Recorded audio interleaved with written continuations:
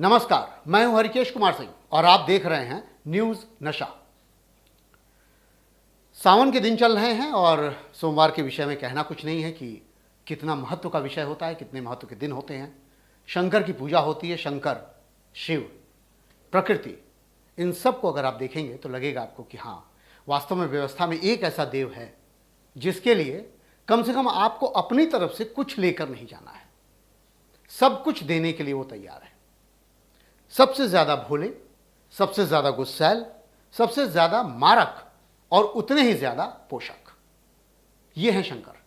शंकर की इस व्यवस्था का सबसे महत्वपूर्ण जो पक्ष है वो ये है कि जब भी आप उनकी पूजा के लिए जाते हैं तो आप देखते हैं कि प्रकृति में जो भी मिलती हुई चीजें हैं बहुत साधारण तरीके से आपको मिल जाए, वो आप जाके चढ़ा करके उनको प्रसन्न कर सकते हैं।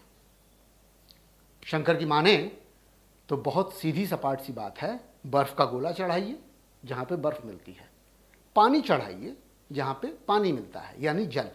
कांवड़ इसका सबसे बड़ा उदाहरण है। एक जगह से जल ले जा करके शिव को स्नान कराया जाता है दूसरी जगह पर। यह बहुत साफ सीधी सपाट लाइन है। घास, दूब, फल और मेवे, इन सब से हट करके, थोड़ा उत्साहित हो रहा हूं लेकिन इस चीज को समझने की कोशिश करिएगा कि फल और मेवे इन सब से हटकर धतूरा और भांग, पत्ते, बेलपत्र, यानी आप पेड़ से पौधा या पत्ता तोड़ लें और उनको ले जाकर के आप चढ़ा दें। ये है वो शंकर जिस पे आपका कोई भी ऐसा धन नहीं लगता जिसके लिए आप परेशान हों, और देने के लिए वैश्विक स्तर की सारी चीजें देते हैं शंकर। चाहे महिलाओं के पति की सुरक्षा हो, चाहे महिलाओं के बच्चों की सुरक्षा हो, चाहे खुद महिलाओं की सुरक्षा हो, या फिर स्त्री धन से लेकर के पारिवारिक सारे विषय शंकर देखते हैं। शंकर के इस देश में अगर आप ध्यान दें तो 12 ज्योतिर्लिंगों में, चाहे आप काशी विश्वनाथ की बात करें, चाहे आप श्रीशैलम की बात करें, रामेश्वरम देखें, सोमनाथ मंदिर देखें, या फिर मल्लिकार्जुन, या फिर आप चले जाइए साउथ के सारे जितने भी शंकर के शिवालय हैं उन सब जगहों पर, कहीं भी आप जाएंगे, मध्य प्रदेश में आप चले जाइए तो वहाँ पर महाकाल, उज्जैन, ये सारी चीज़ें आप जानते हैं। इसमें बताने के लिए कुछ है नहीं। वास्तविकता ये है कि मैं इसको ऐसे क्यों बता रहा हूँ, आप ये जानने की कोशिश करिएगा। इन सब चीज़ों के लेने या खरीदने या चढ़ाने में किसी तरीके का कोई भी कराधान नहीं होता। कराधान यानी टैक्स। आप किसी तरह का कोई टैक्स नहीं देते हैं। अब टैक्स पे अगर मैं आता हूं तो टैक्स को आप समझने की कोशिश करिएगा। 3000 सालों से यह व्यवस्था चली आ रही है। कर आप देते हैं, खाने पीने, घूमने फिरने, आने जाने, कहीं के भी व्यवस्था पे कुछ भी खरीद फरोख्त करिए उस पर आप टैक्स देते हैं। टैक्स आज से नहीं लगता है, 3000 वर्षों से पहले से लगता है। मनुष्य जब से संसार में आया, जब से राज्य बने, जब से सारी व्यवस्था पनपी, राजाओं ने टैक्स लगाया। राजाओं के टैक्स लगाने के कारण कई होते हैं। एक तो वो कि जो जनता पे काबिज हो सके, जनता को ये महसूस हो सके कि उसका वो राजा है, तभी तो वो टैक्स ले रहा है। इस कर को लेने के लिए राजा कई तरीके की व्यवस्था करते हैं।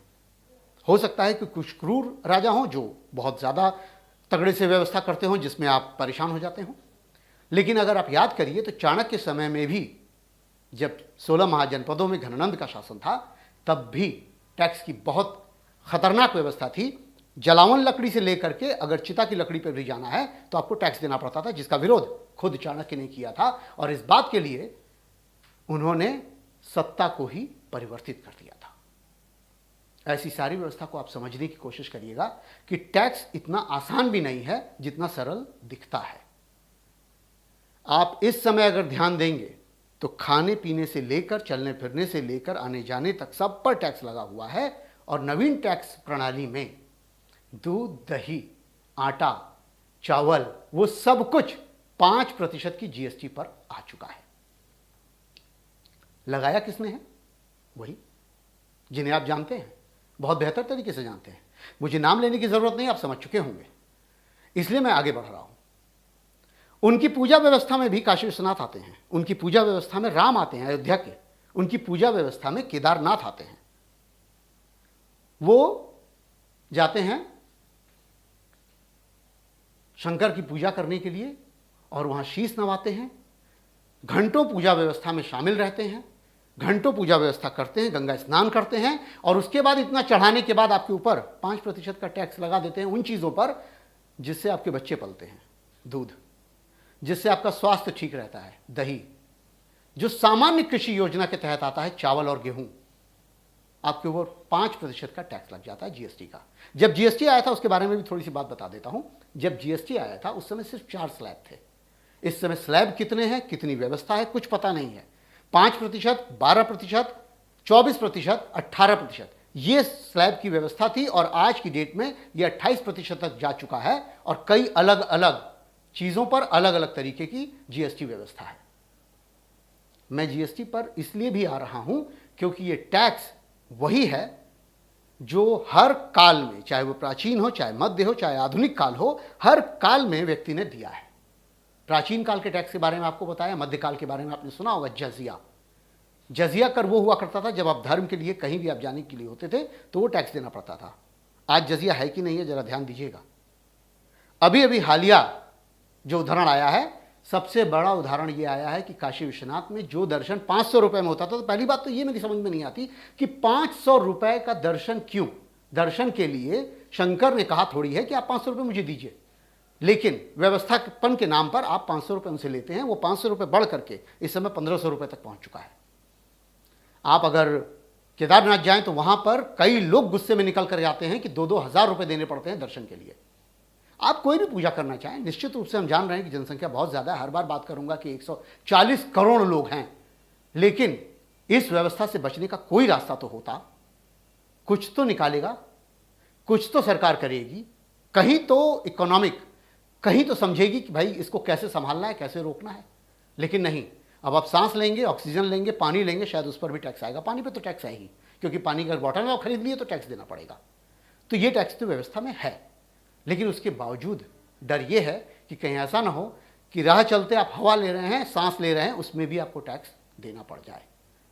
टैक्स का सबसे बड़ा जो विध्वंस था या विभीषिका थी वो अंग्रेजों के पीरियड में थी।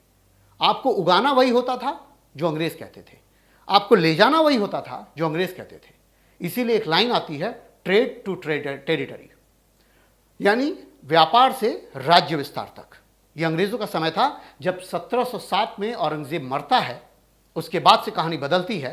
अंग्रेजों की टेरिटरी बढ़ती जाती है, जगह जगह टैक्स लगते जाते हैं, महसूल लगते हैं, इतने ज़्यादा टैक्स लगते हैं कि जीवन हलकान हो जाता है। लेकिन फिर भी भारतीय जनता है उफ तक नहीं कहती, और आज भी ये उफ की आवाज़ आ नहीं रही है। केवल सोशल मीडिया पर आपको दिखाई दे रही है। जगह जगह लोग इसके लिए चिंतित हैं, बातें जरूर कर रहे हैं, लेकिन इससे व्यवस्था परिवर्तन पे कोई आने वाली बात है, ऐसी कोई बात दिखती नहीं है। तो क्यों नहीं राजा मनमानी करे, क्यों नहीं राजा ये सोचे कि वो टैक्स जरूर इंपोज किया जाए जिससे आदमी को परेशानी हो ही नहीं रही है। क्यों नहीं वो टैक्स अपना भंडारण करके अपने हिस्से में डाले और उससे अपने राज्य विस्तार की व्यवस्था करे। राज्य विस्तार का बहुत सीधा सा फंडा है इस समय, सारे राज्यों पर कब्जा और सारे राज्यों से विपक्ष का विभेदन क्यों कर रही है भारतीय जनता पार्टी। मैं इस बात पर भी आ जाता हूं।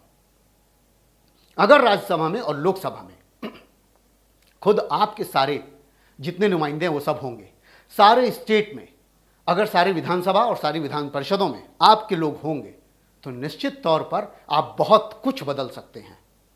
चेतावनी है सत्ता परिवर्तन से संविधान परिवर्तन की। इस देश में क्या परिवर्तित होने वाला है इसके लिए थोड़ा चेतिएगा, और जब वो बदलेगा तब वो आपके हाथ में नहीं रहेगा। ये मेरा स्पष्ट कहना है। 16 संस्कार भी इसीलिए आए थे। संस्कार के नाम पर 16 संस्कार जो आपको दिए गए थे, उन संस्कारों में भी यही वानगी थी, जन्म से लेकर मृत्यु तक।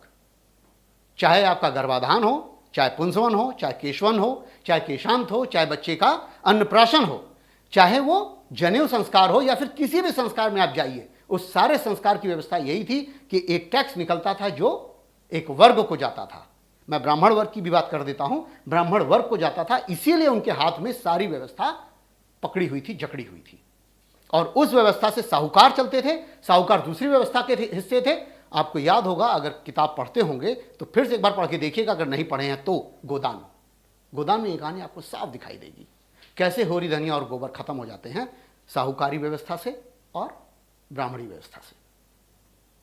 तो यह आपके लिए चेतावनी है। 5% का टैक्स भारी नहीं है।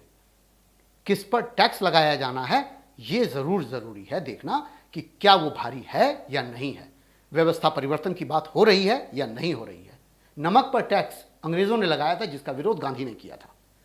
और अगर वो टैक्स आप याद करें तो उसी की वजह से दांडी मार्च हुआ था, दांडी यात्रा की गई थी, और किस तरीके से नमक आंदोलन किया गया था, नमक का कानून तोड़ा गया था। वो टैक्स दिया जाना भारी नहीं था, उससे जो चीज रुक रही थी वो ये थी कि घर के भीतर किसी भी खाने या भोजन में पड़ने वाला चुटकी भर नमक पर भी हम टैक्स देने के लिए बाध्य हो रहे थे। और ये बाध्यता ही बताती है कि हम सरकार के कैसे बंधक हो रहे हैं।